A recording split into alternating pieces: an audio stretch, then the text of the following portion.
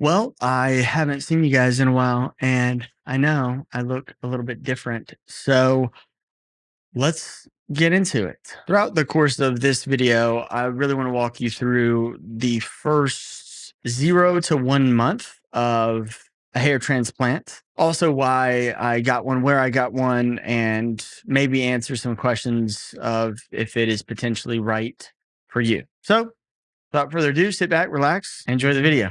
So, yes, I grew my hair out for 2 years and then shaved it off and got a hair transplant. I should preface by saying this wasn't an impulsive move by any means. It's something that I've been thinking about since 2017, 2018, when I really noticed that my hairline was receding, or perhaps I just didn't love the shape or direction that I felt it was going in. It can be really hard, especially when you start, and I use the term loosely, but balding, to know if that's just a widow's peak or natural progression of a mature hairline. There's a lot of questions that I had, and all I knew is I didn't love my hairline. So the first thing I did was talk to a doctor and get prescribed medication to stop the hair loss. And the medication that I chose to be on is called finasteride. Now, I started finasteride, I would say, back in 2018. And this did an exceptional job of halting future hair loss. Nonetheless, I didn't love my hairline in 2018, and finasteride doesn't necessarily grow hair back. It just stops the loss of future hair.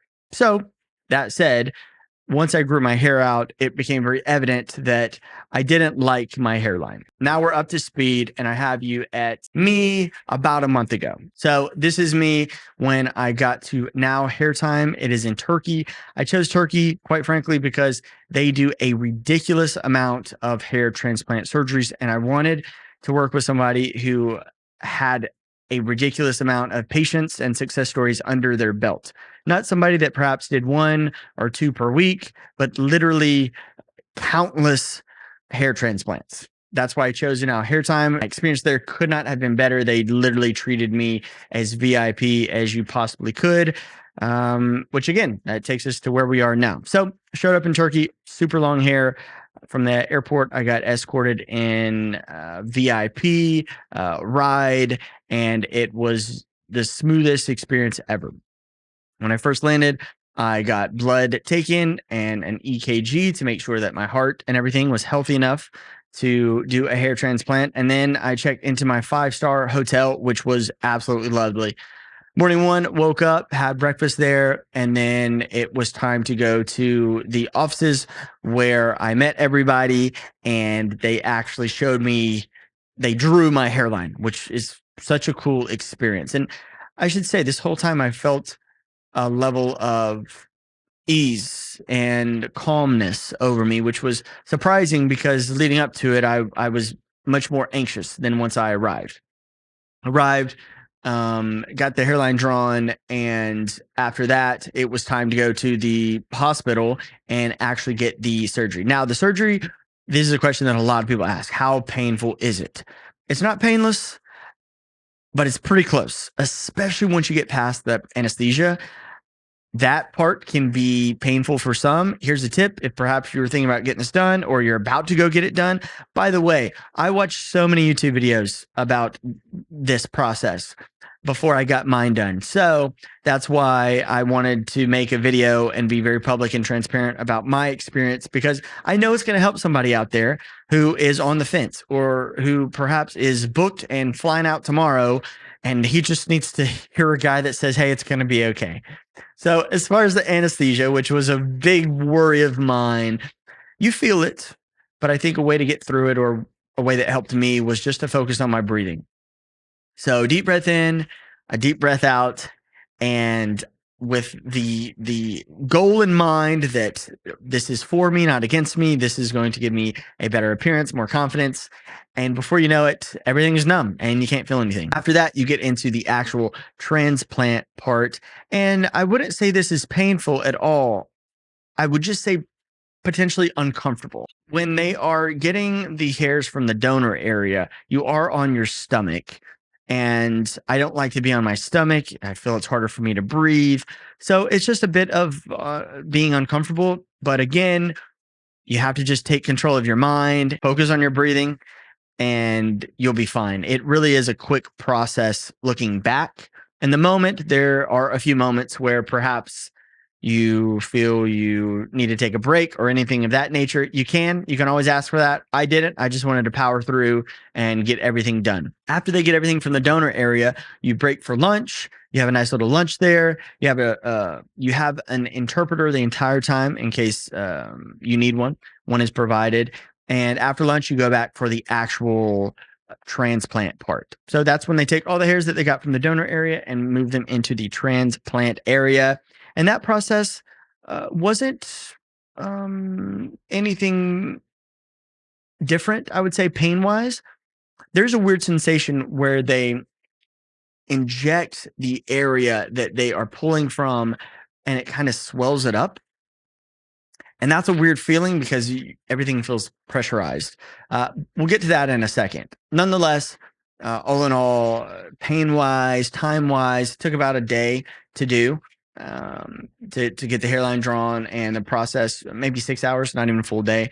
And pain-wise, there's moments that are uncomfortable. There's moments that I would suggest you focus on your breathing, but I think you're going to be okay. I was okay.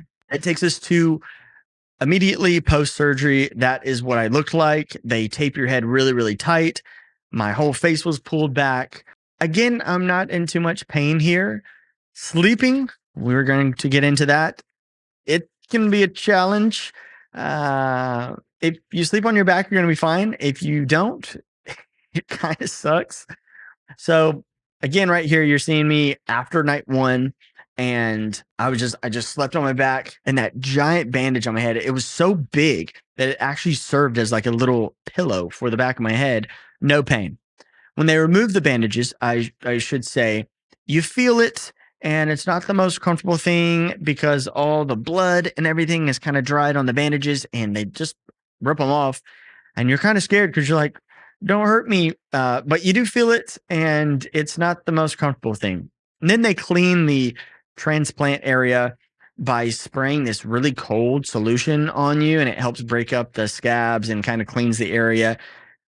I didn't love that. Again, not necessarily painful, but you feel it at this point. The kind of the anesthesia is running down your face, which can cause some swelling in your forehead. That's where it first went for me.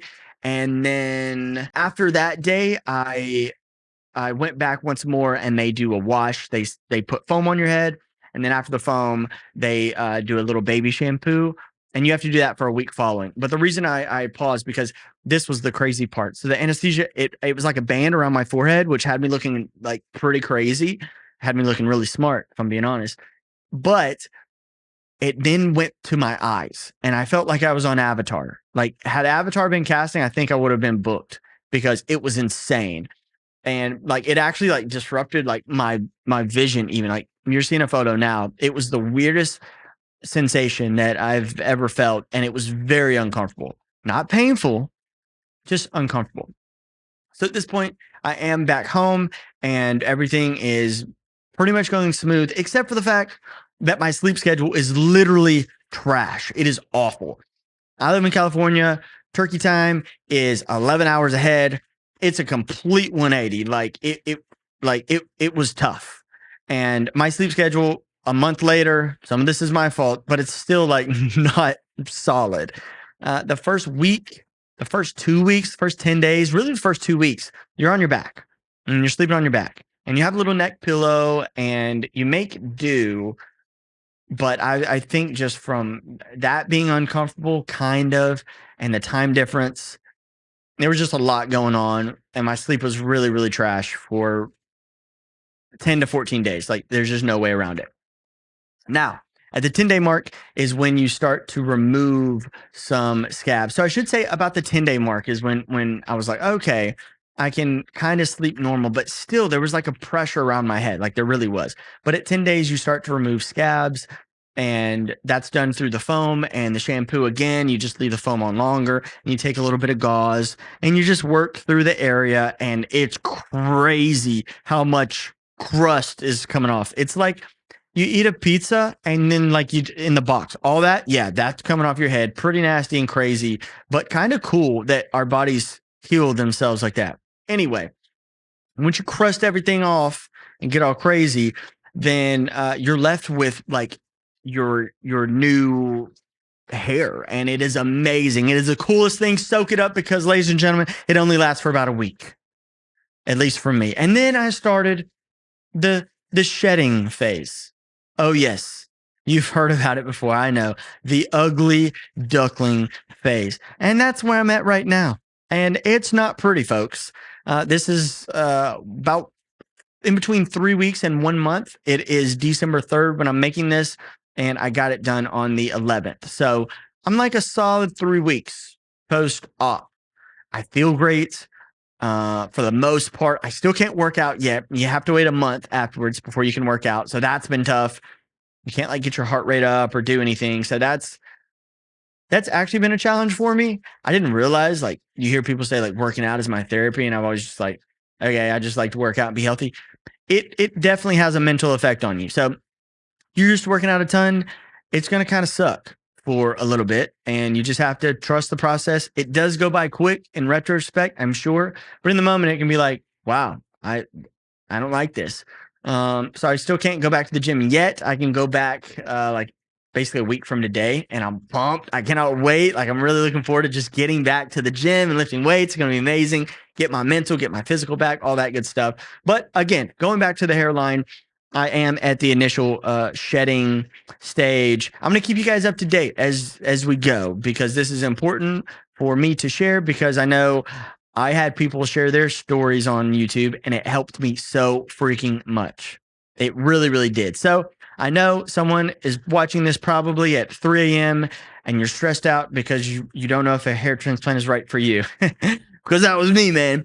And I'll say this, I don't know if it's right for you, but for me, I think it was the absolute right choice for my happiness, my peace, my confidence, my feeling of being empowered and living my own life and being my own best version of myself. It's just so important that we understand that this is much more than a physical thing that we're doing for ourselves. It really is a mental commitment to the best version of ourselves. At least it was for me, and I couldn't be happier, and I couldn't be more proud of myself for getting this done. Again, hair transplant, got it done about 3 weeks, 4 weeks ago. Every step has been absolutely amazing. I want to be honest and share the journey with you guys. I'm going to continue to give you guys updates as we go. Hopefully next time, probably be about the 3-month mark, and hopefully the shedding is done. If shedding goes crazy, I'll make another video and just say, hey, at 2 months, guys, buckle up, because it's getting wild. But hopefully, yeah, the shedding happens. We chill for a bit, and then the new hair start to grow. Although I do like the little short hair kind of look on me. So I may keep it short. But anyway, I'm going to keep you guys updated. I know this video was long. It was jam-packed with a bunch of questions hidden in the explanation of everything that I went through. If you have anything else, you can always comment it below. If you comment it recent from the upload date, I'm going to try and respond. If you're watching this 3 years from now, which is crazy because that's how YouTube works, then I might not still be answering my comments. Nonetheless, I love you and I appreciate you. And I hope this served as, again, some answers to your questions, and moreover, a nod of approval, at least from me, as far as what it's done for me, my confidence, my appearance, yes, but it really is so much bigger than that. So I'll leave you with that. I love you so much. Thank you for making it to the end of this video. Check out the hair transplant. I couldn't be happier. And I'll see you guys in the next one. Peace.